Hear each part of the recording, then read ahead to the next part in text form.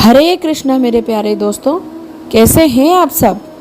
दोस्तों, आज के वीडियो में हम बात करेंगे भक्त और भगवान की सच्ची घटना के ऊपर आधारित एक कहानी के बारे में। तो देर न करते हुए चैनल को सब्सक्राइब कर दीजिए, लाइक शेयर कमेंट कर दीजिए। चलिए चलते हैं हमारी कहानी की तरफ। बात बहुत पुरानी है। एक बार एक आदमी था जिसका नाम था रतन। वो स्वभाव में बहुत ही सरल था, लेकिन वो कुछ भी काम नहीं करता था, बस सारा दिन खाना और सो जाना। वो सफल होने के लिए या अपने गुजारा चलाने के लिए कुछ भी करना पसंद नहीं करता था। जब भी किसी के घर जाता या किसी के यहाँ दावत पे जाता तो खूब पेट भरकर खाना खाता और बड़े मजे से कहता कि दाने दाने पर लिखा है खाने वाले का नाम। उसकी इस हरकत से उसके घर वाले बहुत परेशान हो गए थे, तो उन्होंने एक दिन रतन को घर से बाहर ही निकाल दिया। अब रतन बहुत चिंतित हो गया, इसलिए नहीं कि उसको घर से निकाला गया है, उसको ज्यादा चिंता थी कि अब खाने का क्या होगा, अब उसे खाना कहाँ से मिलेगा। इसी चिंता में वो डूबा हुआ था कि किसी आदमी ने उसे ये बोल दिया कि रतन, तुम अयोध्या चले जाओ, वहाँ बहुत खाने को मिलेगा। उसकी बात सुनकर रतन खुशी खुशी तुरंत अयोध्या जा पहुँचा। वहाँ पर एक मंदिर के सामने वो एक साधु को बैठा हुआ देखता है। काफी रुष्ट पुष्ट और गोल मटोल थे वो बाबा जी। तो वो ये सोचता है कि ये तो बहुत ज्यादा खाना खाते होंगे, तो मैं इन्हीं को ही अपना गुरु बना लेता हूँ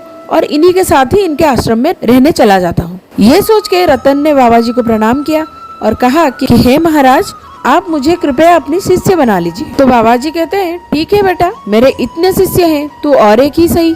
ऐसा कहकर बाबा जी रतन को गुरु मंत्र देते हैं और अपना शिष्य बना लेते हैं। अब रतन ने बाबा जी को पूछा कि गुरुदेव, मुझे यहाँ रहकर करना क्या होगा। तो साधु ये कहते हैं, तुम्हें दोनों वक्त जब आरती हो तब खड़ा रहना पड़ेगा और भगवान राम का नाम का स्मरण करना होगा। 2 वक्त की पंगत लगेगी तो उसमें खाना खा लेना। ये सुनकर रतन ने कहा कि महाराज, 2 बार की पंगत से तो मेरा काम नहीं चलने वाला, मुझे तो बहुत ही भूख लगती है, कृपया आप मेरे लिए और कोई रास्ता बताइए। ये बात सुनकर साधु महाराज को हंसी आ गई और उन्होंने ये कहा कि कोई बात नहीं, तुम 4 बार खा लेना। ये बात सुनकर रतन को बहुत खुशी हुई कि करना कुछ भी नहीं है और बैठे बैठे 4 वक्त का खाना मिल रहा है। अब रतन की तो निकल पड़ी थी। वो रोज रोज 2 वक्त की जगह 4 वक्त खाना खाने लग गया और बहुत ही मजे की जिंदगी बिताने लगा। लेकिन उसे क्या पता था कि यहाँ भी मुसीबत आने वाली है। एक दिन एकादशी पड़ी। जब वो सुबह उठा तो सारे चूल्हे ठंडे पड़े हुए थे, कहीं भी किसी प्रकार की खाने की व्यवस्था नहीं थी। तो वो चिंतित होकर गुरुजी के पास जाता है और पूछता है कि गुरुजी, आज भोजन क्यों नहीं बना है। गुरुजी ने कहा कि बेटा, आज तो एकादशी है, ना कुछ बनेगा ना कुछ मिलेगा। तो रतन कहता है कि गुरुजी, क्या मुझे थोड़ा सा भी खाना नहीं मिल सकता। गुरुजी के मना करने पर रतन बड़े ही व्यस्तता से बोलता है कि गुरुजी, हम पर दया कीजिए, अगर हमने एकादशी का उपवास कर लिया तो हम जिंदा ही नहीं रहेंगे, हमें तो भूख बर्दाश्त ही नहीं होती, हम भूख के मारे ही मर जाएंगे। तो गुरुजी थोड़ा सोच विचार करने के बाद बोलते हैं, क्या तुम खुद खाना बना लोगे। अब रतन के पास और कोई चारा तो था नहीं, तो उसने कहा कि ठीक है गुरुजी, मैं खुद ही बना लूंगा। तो बाबा जी कहते हैं, तुम भंडारे में जाकर आटा ले लो और उसी के हिसाब से सामग्री ले लो और खुद ही खाना बना लो, परंतु एक बात का ध्यान रखना कि खाना यहाँ नहीं बनाना, बल्कि सरयू नदी के किनारे जाके बनाना। और सबसे जरूरी बात, क्योंकि तुम अब वैष्णव बन चुके हो, इसीलिए पहले भगवान को भोग लगाकर फिर खाना खाना। अभी रतन भंडारे में जाता है और 2.5 सेर आटा लेके आता है। उसके हिसाब से वो सामग्री भी ले लेता है और सरयू नदी के किनारे खाना बनाने में लग जाता है। खाना बन गया। अब रतन भगवान को खाना खाने के लिए कुछ इस तरह बुलाने लगा, राजा राम आइए, प्रभु राम आइए, इस भोजन को ग्रहण कीजिए। आज खाने में पूड़ी मिठाई तो नहीं है, आज तो मेरे द्वारा बनाया हुआ सादा भोजन है और फीका पानी है, तो प्रभु आइए और मेरे बनाए हुए भोजन को ग्रहण कीजिए। फिर थोड़ी देर बाद बोलता है, क्या आप ये सोच रहे हो कि ये रूखी रोटी और नदी का पानी कौन पिए। मुझे तो मंदिर में भोग मिलेगा, पकवान मिलेंगे, लेकिन आप धोखे में मत रह जाना, वहाँ आज खाना बना ही नहीं है, इसीलिए जल्दी जल्दी आइए और खा लीजिए। इस प्रकार की प्रार्थना सुनकर भगवान खुश हो गए और उसके सामने माता सीता के साथ प्रकट हो गए। अब रतन बहुत प्रसन्न हुआ कि भगवान आ गए, लेकिन फिर उदास भी हो गया, मैंने तो एक भगवान को बुलाया था, यहाँ तो 2 भगवान आ गए।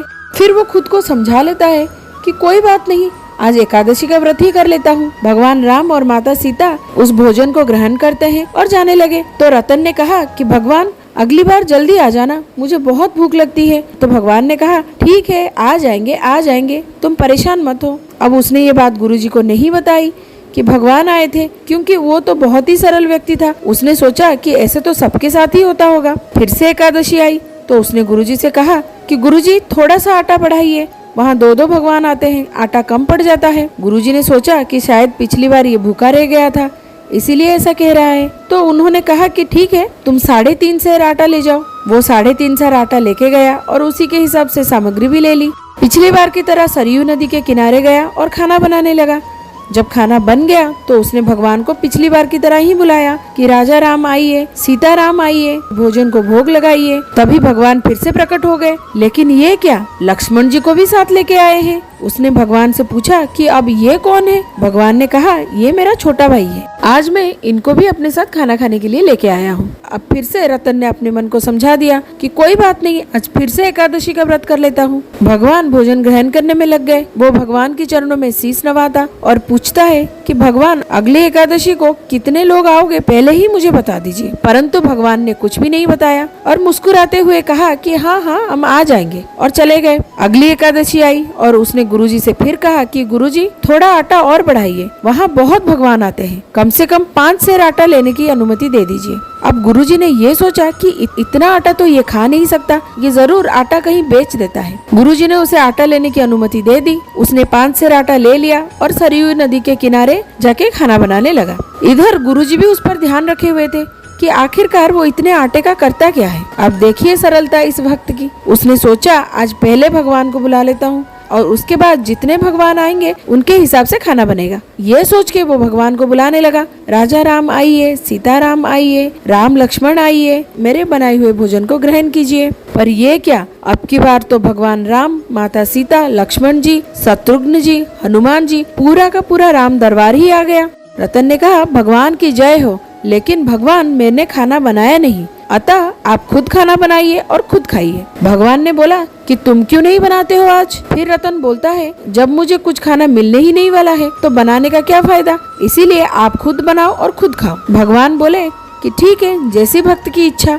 अब रतन एक पेड़ के नीचे बैठ गया और स्वयं भगवान, जो पूरे जगत का पोषण करते हैं, वो खाना बनाने लगे। और इधर गुरुजी भी देखने आ गए कि उनका शिष्य इतना सारा आटे का करता क्या है। तो गुरुदेव आके क्या देखते हैं कि रतन एक पेड़ के नीचे बैठा हुआ है और सामने सारा खाद्य सामग्री फैला हुआ है। वो उसे पूछते हैं कि बालक, तुम कर क्या रहे हो। तो बड़े ही मासूमियत से रतन बोलता है कि देखिए गुरुजी, आप खुद ही देख लीजिए, कितने सारे भगवान आए हुए हैं।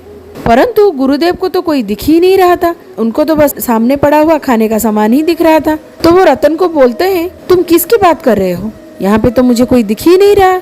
अब रतन भगवान के पास जाता है और बोलता है, एक तो हर बार आप मेरी एकादशी का व्रत करवा रहे हो और ऊपर से गुरुजी को भी दिख नहीं रहे हो, इन्हें भी दिखो ताकि ये विश्वास करें कि मैं सच बोल रहा हूँ। तो भगवान कहते हैं कि माना ये तुम्हारी गुरुदेव हैं और इनमें सभी गुण हैं, लेकिन जितने सरल तुम हो उतने ये नहीं है। ये उत्तर सुनकर वो गुरुजी के पास जाता है और कहता है कि भगवान कह रहे हैं कि जितना सरल मैं हूँ उतने आप नहीं हैं, इसीलिए वो आपको दिख नहीं रहे। ये सुनकर गुरुजी के आंखों में आंसू आ गए और वो सोचने लगे कि सब कुछ जिंदगी में मिला, बस सरलता ही नहीं मिली। फिर रतन के बार बार कहने पर भगवान ने गुरुजी को भी दर्शन दिए और वहाँ से अंतर्ध्यान हो गए। तो दोस्तों, यहीं पे हमारी ये कहानी खत्म होती है। ये कहानी हमें ये सिखाती है कि हमें हमेशा सरल स्वभाव रखना चाहिए। इसमें कोई और खुश हो या ना हो, लेकिन भगवान जरूर खुश होते हैं। जैसे बाल्टी कुएं में पानी लेने के लिए जाती है तो झुकी हुई रहती है और पानी लेके आ जाती है, वैसे ही हम भी किसी के सामने जब सरल स्वभाव से पेश आते हैं तो सामने वाला भी हमारा आदर करता है। उम्मीद करती हूँ कि आपको ये कहानी पसंद आई होगी। अपना राय मुझे कमेंट सेक्शन में बताइएगा जरूर। मिलते हैं अगले वीडियो में और एक अनोखी कहानी के साथ। तब तक के लिए हरे कृष्णा।